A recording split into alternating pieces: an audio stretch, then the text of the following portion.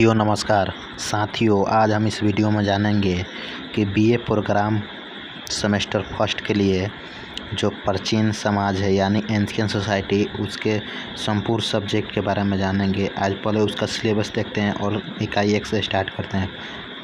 पहला चैप्टर है सभ्यता को, यानी सभ्यता क्या है, इतिहास, लेखन, शहरी क्रांति और कांस्य युग, धातु का प्रायोगिक संबंधित वाद विवाद। दूसरा क्या है, कांस्य युग संबंधित विवाद, वही बात है। कांस्य युग की सभ्यताएं, चीन और राजवंश। कांस्य युग की सभ्यताएं, मेसोपोटामिया, सुमेरियन, मिस्र, पुरान समाज, पारिस्थितिकी संबंध, राजा और राजा, सामाजिक पैटर्न, अर्थव्यवस्था, कला, धर्म और संस्कृति, यानी प्राचीन समाज में कैसे लोग रहा करते थे, उनका रहन सहन, धर्म क्या था, इसके बारे में।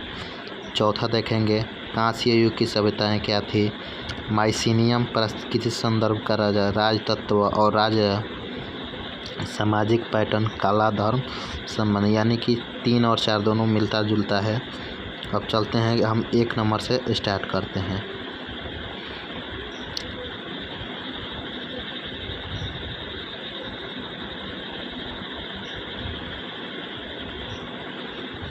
आप ये देख सकते हैं सभ्यता क्या है, इसके बारे में हमको देखना है।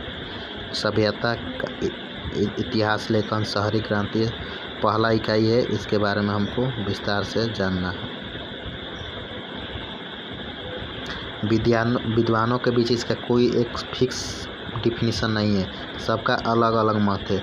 सभ्यता, ऑक्सफोर्ड इंग्लिश डिक्शनरी के अनुसार सभ्य बनना ही सभ्यता है, या बर्बरता स्थिति से बाहर आना, यानी कि पहले मानव जैसे कि क्या रहता था, कपड़े नहीं पहनता था, कच्चे मांस खाता था, फूल पत्ती खाता था, उस सब प्रक्रिया से बाहर आना ही क्या है, सभ्यता है। जीवन में कलाओं में निर्देश देना, प्रबुद्ध और परिष्कृत करना, यानी जीवन में सुधार जो प्रक्रिया है वही क्या है, सभ्यता है।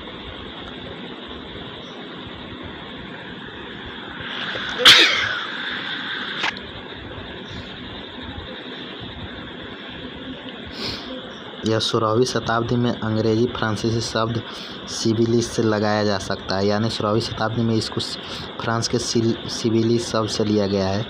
लैटिन भाषा के सिविलाइज से लिया गया है, अर्थात नागरिक, जिसे हम लोग सिविक्स, नागरिक शास्त्र के रूप में भी जानते हैं। फ्रांसीसी शब्द सिविलाइज अर्थात सभ्य का प्रयोग किए जाने वाला। सिविलाइजेशन का विकास भी किससे हुआ है, सिविलाइज से ही हुआ है, ये भी बात ध्यान रखना।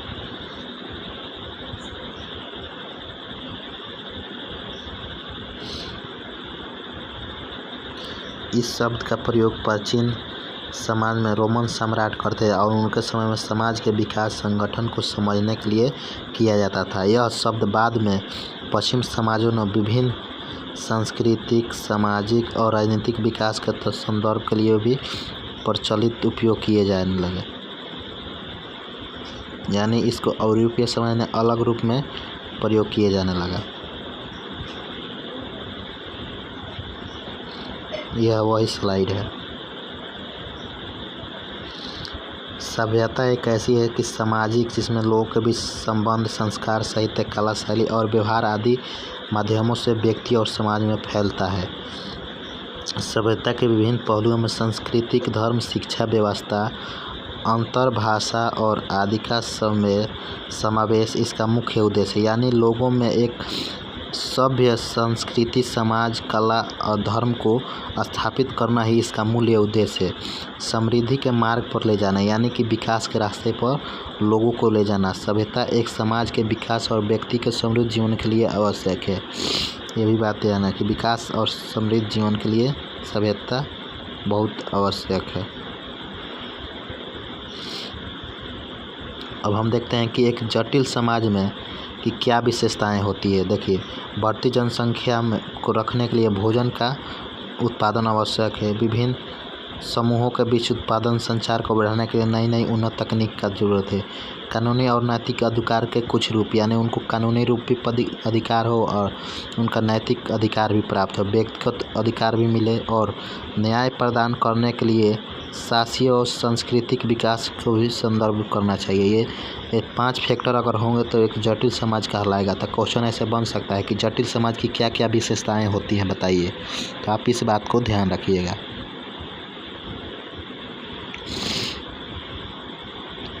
सांस्कृतिक में विभिन्न शामिल होती है।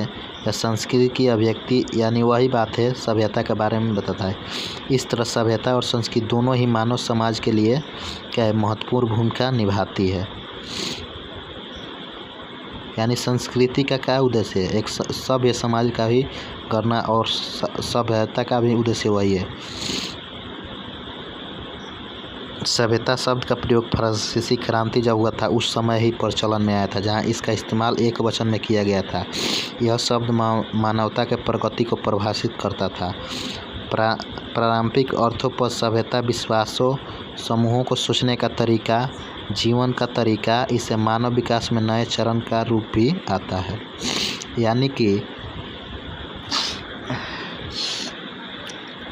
फ्रांसीसी क्रांति हुआ था, सभ्यता शब्द उस टाइम प्रचलन में दिखा। 1819 इसके आसपास बहुवचन सभ्यताओं का इस्तेमाल किए जाने लगा।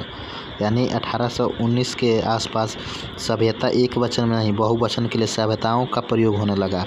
बहुवचन में सभ्यताएं किसी विशेष समय पर किसी राष्ट्र के जीवन के विशिष्ट तरीकों को संदर्भित करती है। इसका मतलब मेसोपोटामिया, चीनी, भारतीय और मिस्र जैसी दुनिया के कुछ प्रमुख सभ्यताओं में संदर्भित देखने को मिलता है। यानी इन देशों में क्या हुआ, प्रचलन में आने लगा।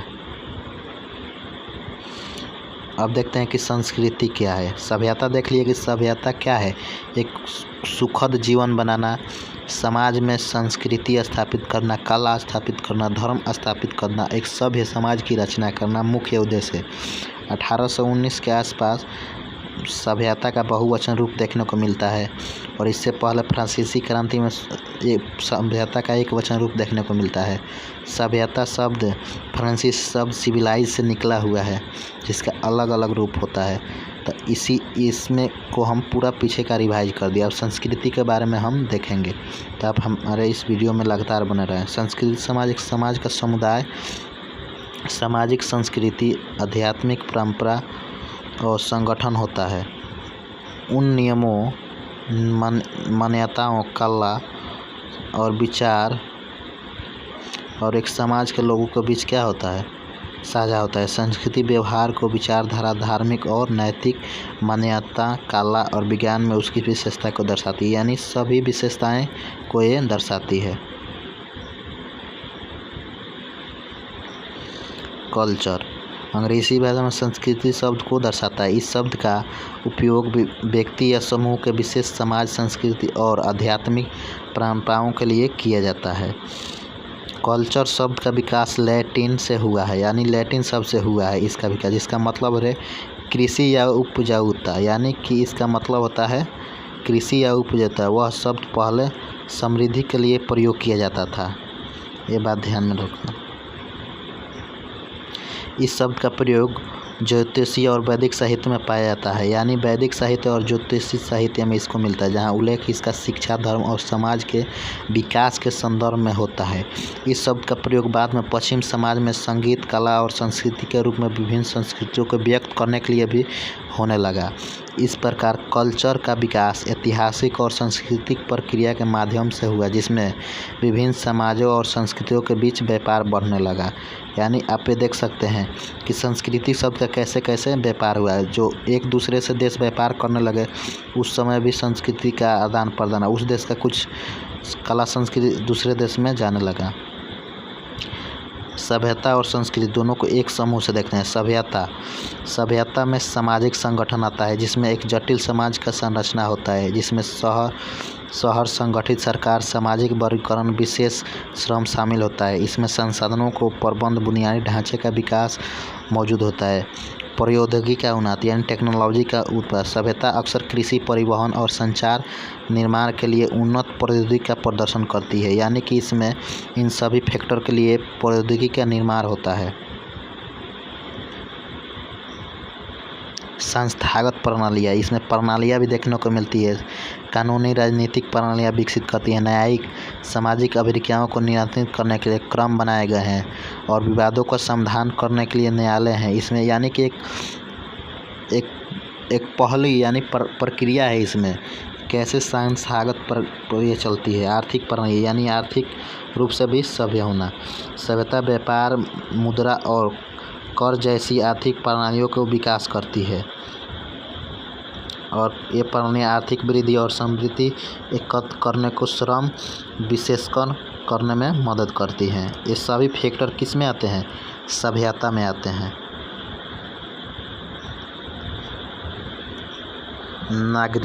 नागरीकरण सभ्यता एक विशेष लक्षण नागरीकरण होता है, जहाँ बड़ी जनसंख्या नगरों में एकत्र होती है, जिससे संस्कृति विविध आर्थिक विशेषकर और ढांचे का विकास होता है। अब संस्कृति के बारे में देखते हैं। संस्कृति क्या होता है? विश्वास और मूल्य संस्कृति पर जुड़ा रहता है, यानी इस पर विश्वास और मूल्य समाज में सदस्यों के द्वारा साझा की जाने वाले विश्वास और मूल्य, रीति रिवाज, धार्मिक अनुष्ठान शामिल होते हैं। यह निश्चित करता है कि व्यक्ति द्वारा कैसे देखा जाता है, दुनिया को कैसे देखा जाता है, दूसरे के साथ कैसे व्यवहार किया जाता है, समाज में अपनी जगह कैसे समझा जाता है। भाषा और संवाद, इसमें भाषा भी आता है और संवाद संस्कृति का मौलिक हिस्सा होती है, जो संवाद के लिए माध्यम के रूप में कार्य करती है। विभिन्न भाषाएं विशेष दृष्टिकोण, ज्ञान प्रणाली और विचारों को प्रकट करने का दर्शाती है। कला और संस्कृति, इसमें कला और साहित्य, नृत्य और अन्य जो प्रक्रियाएं होती है उसमें देखने को मिलती है। इसमें संस्कृति के अभिव्यक्ति, व्यक्तित्व की पहचान, विशिष्टता व्यक्ति में महत्वपूर्ण भूमिका निभाती हैं। सभी फैक्टर इसमें संस्कृति में मौजूद रहते हैं।